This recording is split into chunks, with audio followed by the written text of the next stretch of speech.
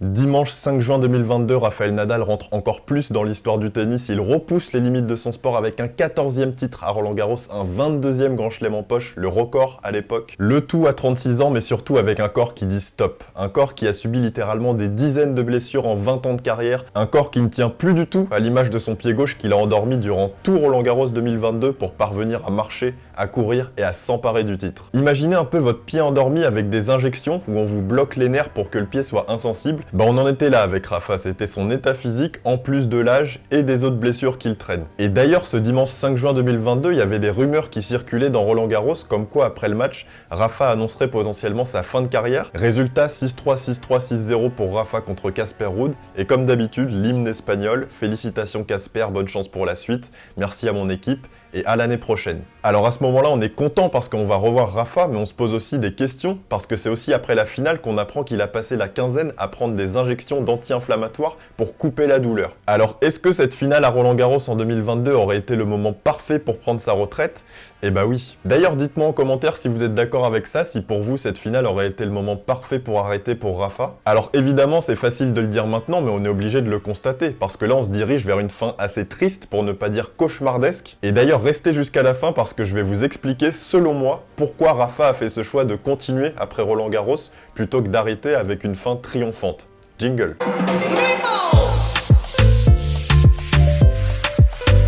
Roland-Garros 2022, la fin évidente. Bah oui, c'est à ce moment-là que tirer sa révérence aurait été l'un des plus grands moments dans le sport. 14e Roland-Garros, 22e Grand Chelem, il aurait éteint la lumière comme personne. Mais non, Rafa est gourmand, Rafa a voulu pousser, malgré une carrière légendaire à tous les niveaux, il a plus rien à prouver. Et bah non, Rafa il est toujours pas rassasié. Pourtant c'est vrai, c'est à ce moment-là qu'il fallait partir, et pour plein de raisons. Partir sur un tel succès, ça n'a pas de prix. Partir quand t'es au sommet du tennis mondial, on peut pas faire beaucoup mieux en termes d'impact et de souvenirs laissés à toutes les générations qui regardent dans le monde entier. Et en plus de ça, tu gagnes à Roland-Garros, ton tournoi, t'as littéralement les clés, tu viens quand tu veux, tu fais ce que tu veux. Si jamais tu veux te regarder frapper un coup droit, t'as une statue pour te regarder. Bref, tu gagnes une 14e fois chez toi, ça y est, c'est fini. Alors on a tous l'exemple de Pete Sampras en tête, où il finit en gagnant l'US Open. Moi qui n'a pas connu Sampras joueur, j'ai une image extrêmement positive de lui, pour sa gestion exceptionnelle de sa carrière. Et ce retrait justement tellement classe avec le trophée, et même s'il avait prévu de revenir après, en 2003, finalement il a pas réitéré et c'est parfait. Là on a un Rafa qui a gagné, qui est fracassé de partout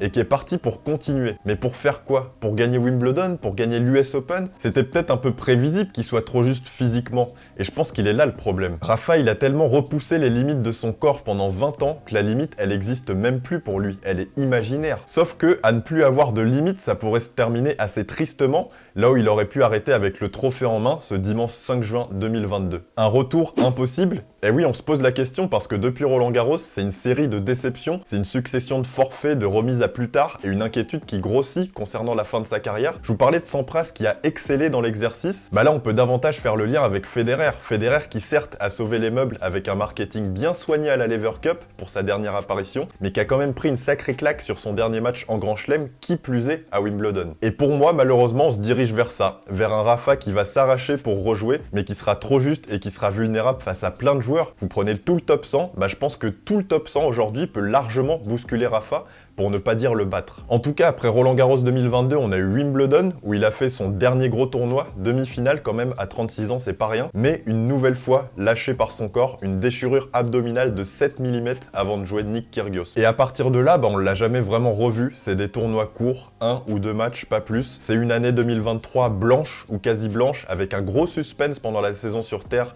avec des forfaits qui s'enchaînaient jusqu'à son forfait officiel à Roland-Garros, et l'annonce d'une fin de saison alors qu'elle avait à peine commencé. Rafa, c'est aussi un retour en 2024 à Brisbane où il joue 3 matchs, 2 victoires pour une défaite, en ayant quand même balle de match contre Thompson. C'était encourageant sur certains aspects, le tennis était toujours là, la main était toujours là, mais physiquement on a senti que c'était limité, que côté revers ça pouvait dévisser, donc c'était un peu mitigé. Sauf que depuis, concrètement, c'est un forfait à l'Open d'Australie, un forfait à Doha, une exhibition bien arrosée à Vegas, pour un forfait à Indian Wells. Donc en fait on a un retour qui est sans cesse repoussé, alors jusqu'à quand? Je vous laisse me dire en commentaire quand est-ce que vous voyez Rafa revenir. Moi, je vois Rafa revenir qu'à Roland-Garros, parce qu'il peut pas enchaîner, donc je pense qu'on le verra pas trop sur Terre. Mais je pense que cette année, il supportera pas de ne pas jouer Roland-Garros pour une deuxième fois consécutive. Bon, Rafa, vous connaissez sa carrière, elle est remplie de titres en Grand Chelem, de titres en Masters 1000, mais aussi de blessures. Et qui dit blessure dit absence, puis comeback. Et je pense que vous avez en tête 2-3 comebacks de Rafa, 2013, 2017, 2022. Et d'ailleurs, dans la vidéo où on se demandait si Rafa était un candidat crédible pour 2024, je consacre une partie entière à ses comebacks où je reviens en détail sur ses retours gagnants. N'hésitez pas à aller voir ça, c'est juste là. Mais là, en 2024, on s'imagine absolument pas un retour gagnant de sa part, à aucun moment. D'ailleurs, tous ceux qui voient Rafa revenir et gagner des tournois, manifestez-vous en commentaire, je suis méga curieux de vous lire. Essayez d'argumenter parce que je vous avoue que les arguments commencent vraiment à se faire rares en ce sens. Moi-même, je pensais en début d'année, après l'avoir vu jouer à Brisbane, qu'il pourrait potentiellement gagner Barcelone et Rome, mais là, je vous avoue que me concernant, c'est quasiment terminé. À 99%, je pense que Rafa ne pourra plus gagner un gros tournoi. Je laisse 1% parce que jamais j'aurais pensé qu'il gagnerait Melbourne en 2022, donc dites-moi ça. En tout cas, je parlais de comeback réussi, et ben il faut savoir que Rafa, il nous a aussi fait un comeback raté. En 2014, quand il se blesse au dos, au poignet et à l'appendicite, ces 3 gros pépins lui font rater Toronto, Cincinnati et l'US Open. Sauf que quand il revient en 2015, bah c'est probablement la pire saison de sa carrière. 3 pauvres titres gagnés à Buenos Aires, Stuttgart, Hambourg et 20 défaites, soit son plus grand nombre de défaites sur une saison, et un niveau global très moyen, voire catastrophique parfois, qu'il a d'ailleurs expliqué par une perte de confiance sur le court, des problèmes d'anxiété et même du mal à respirer parfois. C'est des choses qui sont très étonnantes quand on connaît la rigueur d'un Rafa et son obsession pour atteindre la perfection. Sauf que là en 2024, on est face à un joueur qui veut toujours, mais dont le corps claque de partout. Là on parle même plus de confiance, de respiration, mais de physique tout simplement.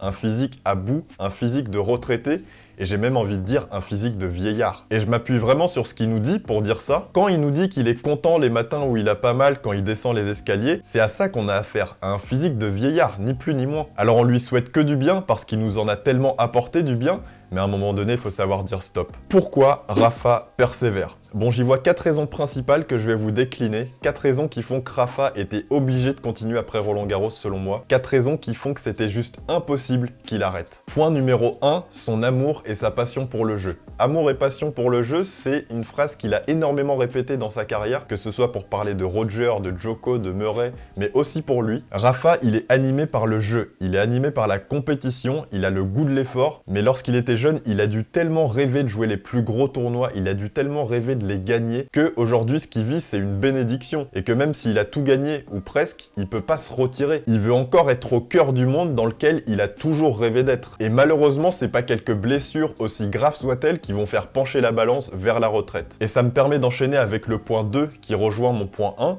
c'est que le tennis, c'est devenu une drogue pour Rafael Nadal. Mais vraiment. Alors c'est devenu une drogue, pas que pour lui, mais c'est davantage visible chez lui parce que ses blessures illustrent d'autant plus son addiction quand à chaque fois il veut revenir, un peu à l'image d'un Del Potro. Rafa, c'est simple. En 2004, son docteur lui dit que ça va être compliqué avec son pied. En 2005, il revient en gagnant tout. En 2009, il perd à Roland-Garros en étant blessé. En 2010, il revient en gagnant tout. En 2012, il est blessé. En 2013, il revient en gagnant tout. En 2016, blessé. 2017, il gagne tout. Et donc, c'est même pas au tennis qu'il est addict, c'est à la gagne. Rafa, il peut jouer au tennis chez lui tranquillement s'il veut. Il peut jouer avec sa sœur sur la terrasse, bientôt il pourra même jouer avec son fils. Mais non, Rafa, il veut gagner. Toujours plus, il veut gagner les tournois, gagner les grands chelems, toujours et encore. Point numéro 3, on est à Roland-Garros et le constat, il est très clair. J'ai beau avoir 36 ans, j'ai beau être pété de partout, mais c'est même pas de la place qu'il y a, c'est une autoroute. Une autoroute pour gagner encore 1, 2, 3 grands chelems. Certes, la concurrence, elle s'endurcit, elle prend de l'expérience, les jeunes poussent, Djokovic est encore là. Sauf que sur terre battue, Djokovic le bat encore. Donc pourquoi je vais m'arrêter ?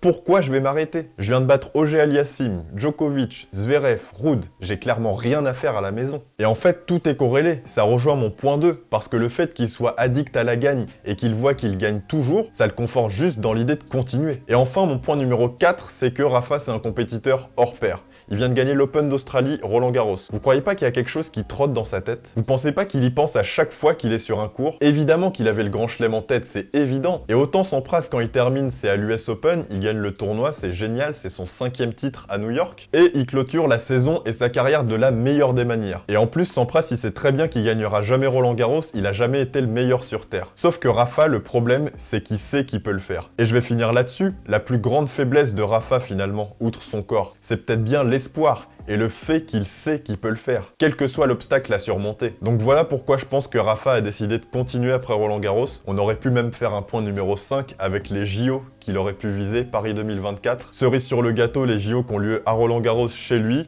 qui est très attaché à son pays, qui a gagné la Coupe Davis maintes et maintes fois avec l'Espagne. Après, il n'est pas dans la situation de Djokovic où il court après la médaille d'or, étant donné qu'il a déjà gagné à Pékin l'or en simple et à Rio l'or en double. En tout cas, voilà, ça fait plein de raisons pour lesquelles Rafa a décidé de continuer. Dites-moi ce que vous pensez de Rafa en commentaire, comment vous voyez sa fin. Dites-moi si vous pensez qu'il va regagner des titres dans sa carrière ou plutôt qu'il va finir tristement comme son homologue suisse. Faites-moi des pavés, prolongeons le débat en commentaire, on vous répond avec grand plaisir et on va se faire plaisir avec cette sublime saison sur terre battue qui débute. En tout cas, prenez soin de vous. Ciao!